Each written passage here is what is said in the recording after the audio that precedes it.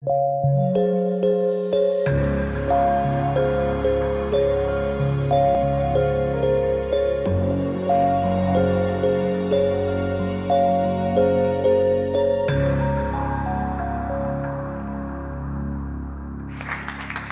now we have the last talk for the session and for today, and it will be given by Julie Gosser from the University of Edinburgh.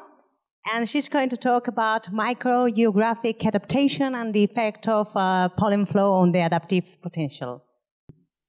Okay, so I'm very pleased to be here today to talk about microgeographic adaptation and pollen flow and adaptive capacities. So I first want to acknowledge the person who helped me conducting this study. This work was part of my PhD project, supervised by Silvio Dumuratorio and Etienne Klein at the Research Unit for Mediterranean Forest at INRAE Avignon, and in collaboration with Hendrik Davy and Oliver Brendel. So the emergence of local adaptation mainly depends on the balance between gene flow and selection, with selection favoring the locally fitted genotypes, so for instance here the red genotype in the red environment, while gene flow tends to homogenize the frequencies of the red and blue genotype in each environment.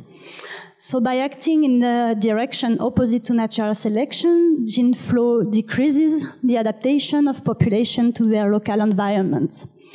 But with increasing evidence of microgeographic adaptive divergence, that is the evolution of differences between populations at spatial scales compatible with high gene flow, these studies suggest that we should reconsider the scale at which phenotypic adaptation occur, and also the role of gene flow in facilitating or constraining adaptation. So for instance, in the case of a stable environment, we can think that the absence of gene flow would be beneficial for local adaptation, so that each optimal genotype perfectly match its environment. But if the environments change and populations encounter new selective pressures, they may lack genetic diversity to evolve and cope with these changes. On the contrary, in the case of gene flow among locally differentiated populations, gene flow will introduce maladapted genes and cause migration load, but it will also resupply the genetic diversity eroded by selection, so that under rapidly changing environments, gene flow would be beneficial for future evolutionary responses. And in the particular case of environment changing through both space and time, gene flow can also spread alleles pre-adapted to future environmental conditions. So, for instance, we can find the red genotype here in low frequency in the newly red environment. And we think that long-distance dispersal event could be particularly beneficial in such context. So, here we aim at addressing two main questions. First, is natural selection strong enough to counterbalance the effect of gene flow at a spatial scale of a few hundred meters up to 1 kilometer? And what are the phenotypic traits differentiated at such scale? So this will help understanding the spatial scale at which phenotypic adaptation occur.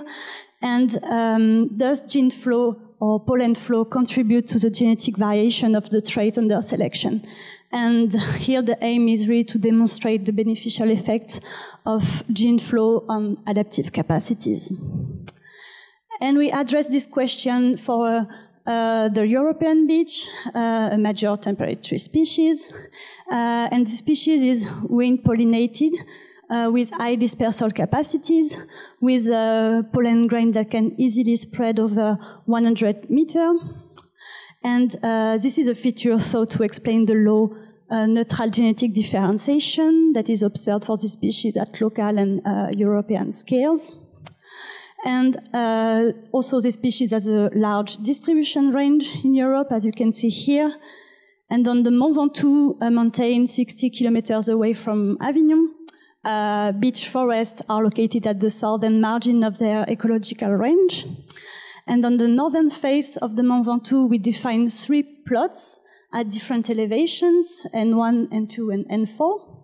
And these plots experience different climatic conditions in terms of temperature and precipitation, and they are spreading over a total distance of 1.5 kilometers.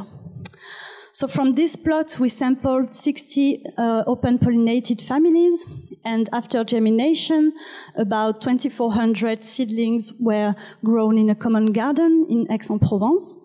And we genotype the adult trees within these plots and a subset of seedlings at 13 microsatellite markers. And we phenotype the seedlings for growth, phenological, leaf physiological, and leaf morphological traits.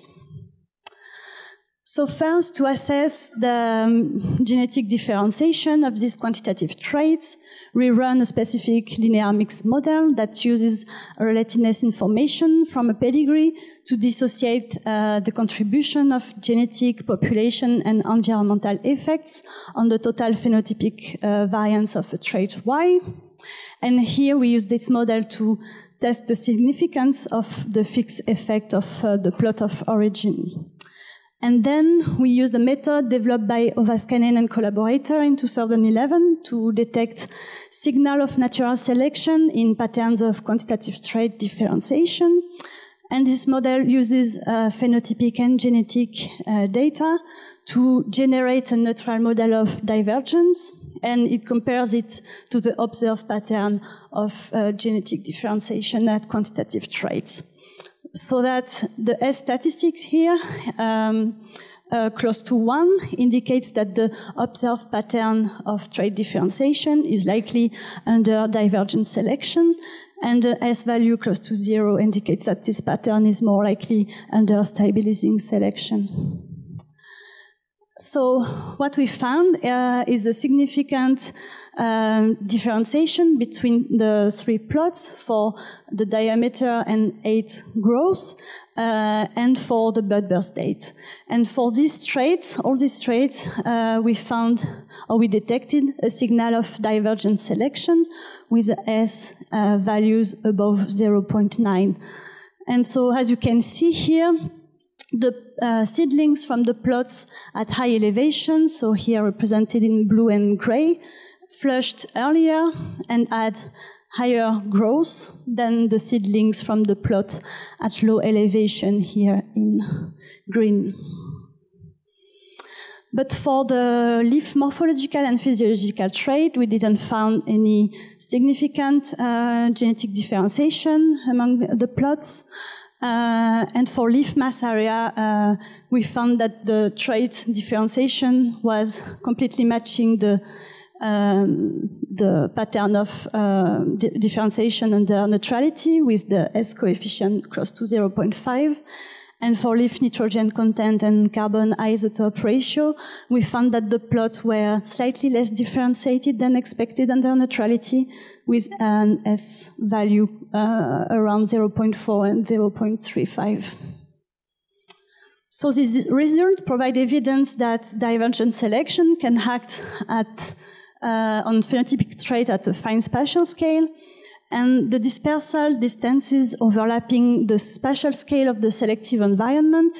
This result suggests that adaptive divergence can occur despite high gene flow. Also, the patterns of genetic differentiation we found are consistent with the studies at larger spatial scale. These studies suggested that beech population from high elevation and high longitude have evolved traits promoting early spring phenology and longer vegetation period. And the reduced allocation to stem growth for beech population at low elevation is likely an adaptive response to drought that has been also described by comparing marginal and central populations. And finally, most of these studies agree on the lack of adaptive divergence for leaf morphological and leaf physiological traits. So moving to our second question, we had 2 hypotheses about the impact of pollen flow on genetic values. First, in the case of random gene flow, we expected the seedlings from distant father, and so from migrant pollen flow, to have or to show more genetic variants at quantitative traits than seedlings from local father. And in the case of oriented gene flows among locally differentiated populations, we expected seedlings from migrant pollen flow to have shifted mean genetic values in comparison to offspring from local father. And to test this hypothesis, we first used the genetic data and the non-categorical paternity analysis to estimate the lot score of long distance versus local immigration using this new coefficient. And this coefficient evaluates the likelihood an offspring originates from a local pollen pool based on the allelic frequencies estimated at the scale of the study plots, so here represented in orange, and the likelihood the genotype of offspring originate from migrant pollen pool. So this was based on the allelic frequencies estimated at the global scale of the whole north face of the Mont Ventoux. So that here, a new coefficient above 0 indicates that a seedling is more likely originating from long-distance pollination event. And we used a random regression model to model the effect of this new coefficient on the mean genetic values and on the additive genetic variance of the trait, the quantitative trait Y.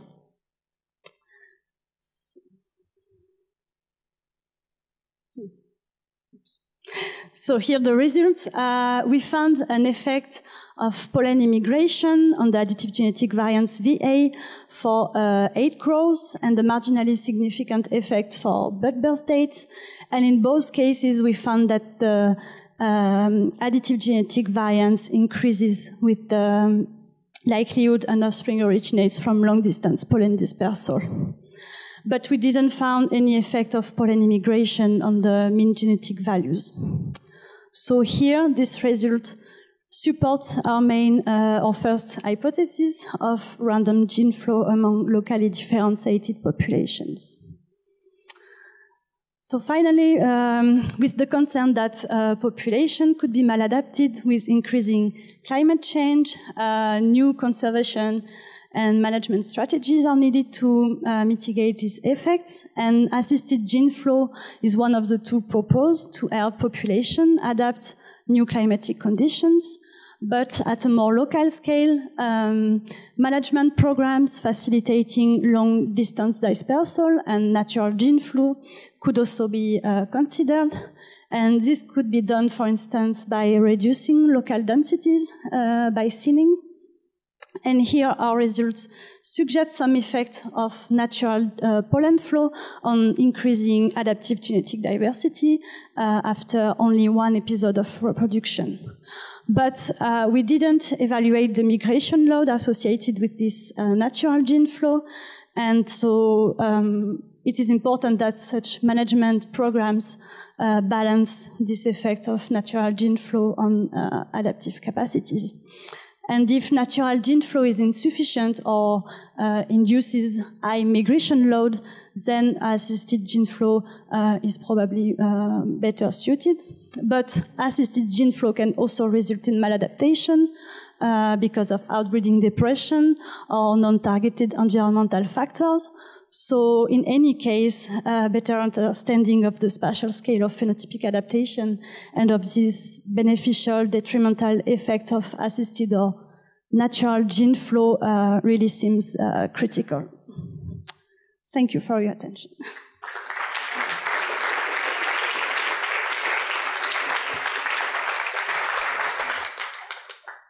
So is there any question? Thank you. Is there no phenological delay in flowering time between the different populations that could limit pollen flow? Yes, there is a phenological delay with the classic pattern of lowest population flushing earlier than plots at high elevation in situ, you mean? But it's a strong effect, I mean, to really limit strongly the gene flow? No, it's quite weak? No, not enough, because also the variance in phenological timing within population is quite large. So Hi, nice presentation.